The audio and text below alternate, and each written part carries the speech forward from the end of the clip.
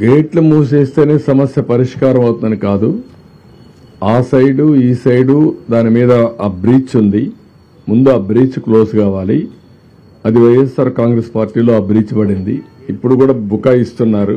బుకాయింపులొద్దు. నేను వచ్చి 80 రోజులైంది. 80 రోజుల్లో మా వాళ్ళు దాన్ని డయాగ్నోస్ చేయలేకపోయారు. రెండోది అన్ఎక్స్పెక్టెడ్గా హెవీ రెయిన్స్ వచ్చాయి. మీ మానవ ఫెయిల్యూర్ రెండో పక్కన ఇది. ఇప్పుడు మాట్లాడుతున్నారు ఏదో మా మీద నెడుతుందని. ఎవరి మీద నెట్టక్కర్లా. మీరు చేసినటువంటి నిర్వాహకం ఈరోజు రాష్ట్రాన్ని వెంటాడుతూ ఉంది. ప్రజలకు అన్ని ఇబ్బందులు వచ్చాయి.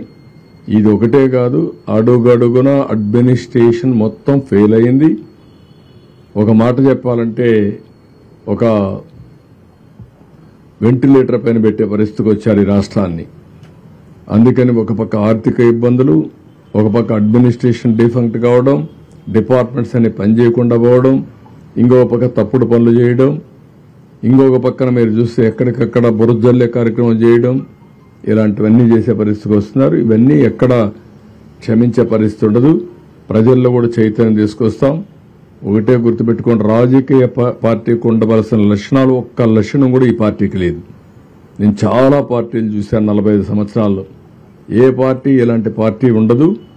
ఒక రౌడీలను పెట్టుకొని, గూండాలను పెట్టుకొని రాజకీయ పార్టీ నడపాలి, నేరాలు ఘోరాలు చేయాలంటే కుదరదు. ఆ విషయం గుర్తుపెట్టుకోండి. నేను నిన్న ఈరోజు ఎప్పుడు చూస్తున్నాను, ఇంకా బుకాయిస్తున్నారు. బుకాయింపులు మానండి, వాస్తవాలకు రండి. అదే మరిగా కొండే బాధితులు కోరుతున్నా, మీరు కూడా తొందరపడాల్సిన పని లేదు. అందరికీ న్యాయం చేస్తాం. ఇప్పటికే మీరు చూశారు, 3వ రోజు చరిత్రలో ఇంత పెద్ద విపత్తు ఎప్పుడు రాలేదు. కానీ ఆ విపత్తును ఆదుకోవడం కూడా ఎంత సమర్థవంతంగా చేశామో మీరు చూశారు. ఈరోజు ఒక ముఖ్యమంత్రిగా మీరు చూస్తే ఒక 4:30-5 గంటలు ప్రొక్లైన్లో వెళ్ళానంటే నాకు వాస్తవ పరిస్థితులు ఎక్కడైతే జరుగుతున్నాయో అక్కడికి పోవాలంటే వేరే మార్గం లేదు.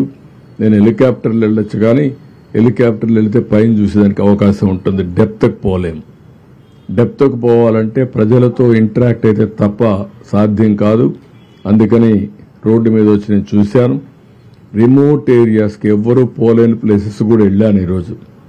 అవన్నీ కూడా స్టడీ చేశాను. ఆ విషయాలన్నీ మా వాళ్ళతో షేర్ చేసుకున్నాను.